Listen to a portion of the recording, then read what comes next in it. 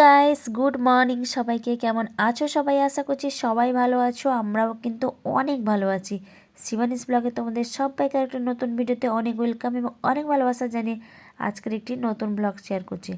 তো যাই হোক, আজকে অনেকটা সকাল সকাল উঠেছি। আজকের দিনটা একটু স্পেশাল। তো তার কারণ হচ্ছে আজকে রিক স্কুলে যাবে, মানে প্রথমবার স্কুলে পড়তে যাবে।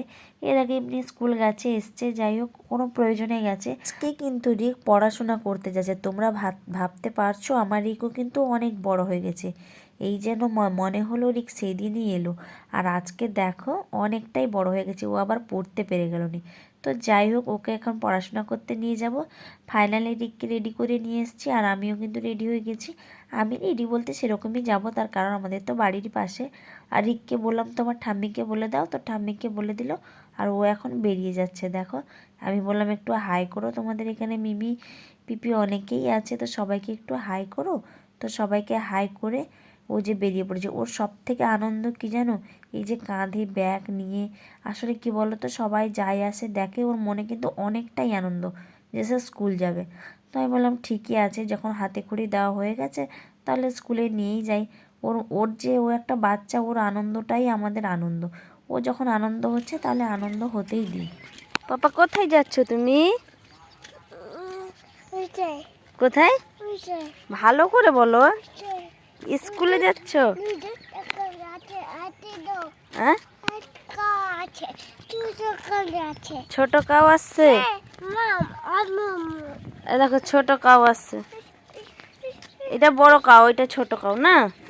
হ্যাঁ, রিক আজকে স্কুলে যাচ্ছে প্রথমবার পড়তে। আবার আহা, যা তাড়িয়ে দিল। ম্যামের কাছে যাবে, ম্যামের কাছে পড়বে গিয়ে। ম্যামের কাছে পড়বে না, তার একটাই আবদার মাম। হ্যাঁ ম্যাম, হ্যাঁ ম্যামের কাছে পড়বে, একা একা পড়বে। আচ্ছা ঠিক আছে, তুমি তো গুড বয় তাই না? আচ্ছা, আজকে প্রথমবার যাচ্ছ, একা একা পড়ো, পরে ম্যামের কাছে পড়বে তো। ঠিক আছে, অনেক ফ্রেন্ড আছে না সেখানে? হ্যাঁ, অনেক বন্ধু আছে। চলো।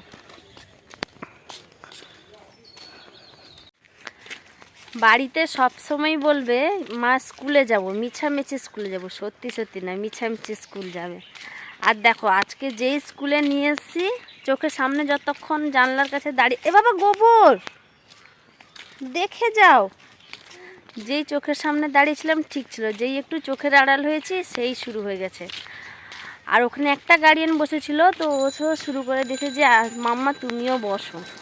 তারপরে ব্যাগ নিয়ে, কদিন ধরে ব্যাগ নিয়ে ঘুরছে। এই দেখো আমাকে ব্যাগ দিয়ে দিচ্ছে, আর এই যে খাবার আমাকে ধরে দিয়েছে। এতক্ষণ নিয়ে আসছিলো, বলছে মা আর পারছি না, তুমি নাও আমার ব্যাগটা, তুমি নিয়ে যাও। পাপা কাল থেকে আসবে তো স্কুলে? কাল থেকে স্কুলে আসবে? হ্যাঁ হ্যাঁ, আসবে তো কাল থেকে?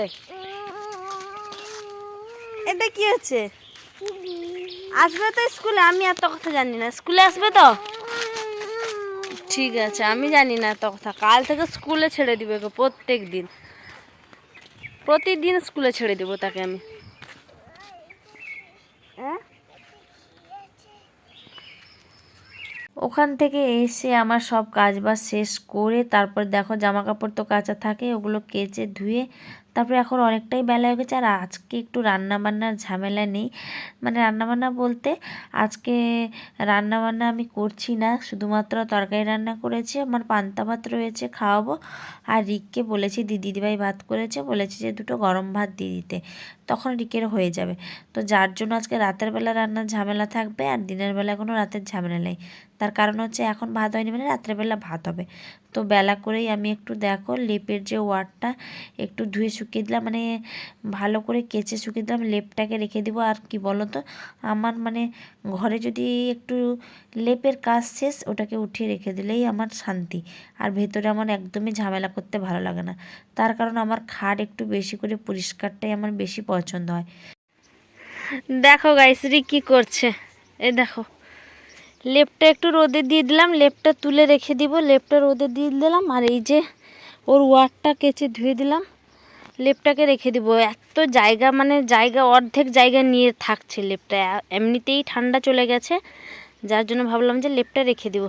এই দেখো একটু রোদে দিতে এলাম, এই দেখো রি কী করছে দেখো। আসো পাপা, আসবে না?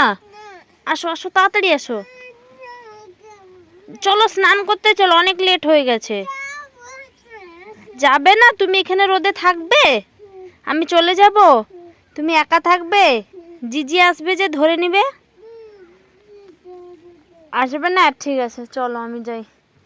আর রিকে সব এই যে দেখো টুপিগুলো সব শুকিয়ে দিয়েছি, একটা কাঁচা হয়ে গেছিলো আগে, আর আজকে তিনটা একসঙ্গে কেচে দিয়েছি। এই জায়গাটা বিশাল রোদ লাগে, এই জায়গাটা। চলো চলো পাপা, চলো চলো চলো চলো চলো চলো চলো চলো চলো চলো চলো।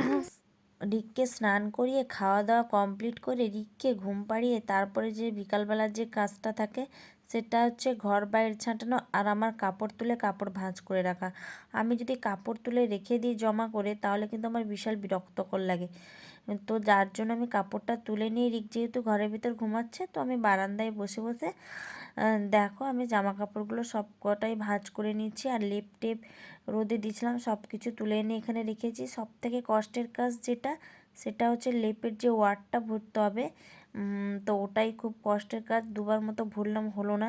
তারপরে ভাবলাম যে মা আসুক, তো মা এলে একসাথে মানে একটু হাতে হাত লাগিয়েই কিন্তু করব। লেপটাকে ওয়ারের ভেতর ভরে তারপরে কিন্তু বাক্সতে উঠিয়ে রাখবো। ওর জন্য আমি ঢুকাইনি। তো মা এলেই বলবেন যে মানে মায়েরও তো লেপ আছে, তো একসাথে ভরার কথা। তো মায়ের কটা সোয়েটার ছিল ওটাকে ধুয়ে দিয়েছিলাম, তো সোয়েটার আর লেপটা একটুকু কাঁচা হয়েছে। আর মায়ের লেপ মাকে ঠান্ডা লাগছে কিনা আমি বলতে পারবো না, তো মা এলে জিজ্ঞেস করবো, যদি বলেন তাহলে আমি কালকে ওগুলোকে আবার ধুয়ে পরিষ্কার করতে হবে। তো যেটুকু আজকে ধুয়েছি সেগুলো কিন্তু ভরে দেবো। ধোয়া কাচা হয়ে গেছে মানে আর বাইরে আমি রাখবো না, ওগুলোকে সমাপ্ত করলে গিয়ে আমার শান্তি। তো যাই হোক, ওর জন্য সব কিছু এখানে রেখেছি। আর রিকে জামা কাপড়, আমার শাড়ি, এগুলো সব ভাঁজ করে নিয়ে আমি এখন ঘরের ভিতরে ভালো করে রেখে দেবো। আর যেহেতু রাতের একটু রান্নাবান্নার ঝামেলা রয়েছে, মানে রাতে রান্নাবান্না বলতে ভাত তরকারি দুটোই হবে। দিনের বেলায় রান্না কিন্তু থেকেই যেত, আর ঠান্ডা ছিল যেহেতু, আর আমাদের ফ্রিজের তরকারি খুব একটা খাওয়া হয় না। আর দুপুরবেলা এখন ঠান্ডা ছিল, তো দুপুরবেলা রান্না করলে কিন্তু, আর যেহেতু আমাদের একটু লেট করেই রান্না হয়, তো রান্না করে থাকলে কিন্তু থেকে যেত। ওর জন্য আর রাত্রেবেলা রান্নাটা খুব কম হতো, রুটি হলেও তরকারি কিন্তু দুপুরবেলা থেকে যেত। তো এখন যেহেতু আস্তে আস্তে গরম পড়ে যাচ্ছে, যার জন্য রাত্রেবেলা একটু রান্নার ঝামেলাটা বেশিই থাকবে। তো যাই হোক, তো চলো আজকের ভিডিওটা এই পর্যন্ত। যদি ভালো লাগে অবশ্যই লাইক কমেন্ট শেয়ার করতে ভুলো না বন্ধুরা। আর যদি তোমরা আমার চ্যানেলে কেউ নতুন হয়ে থাকো তাহলে অবশ্যই কিন্তু আমার চ্যানেলটিকে সাবস্ক্রাইব করে দিও। সবাই ভালো থাকবে, সুস্থ থাকবে, দেখা হচ্ছে নতুন ভিডিওতে।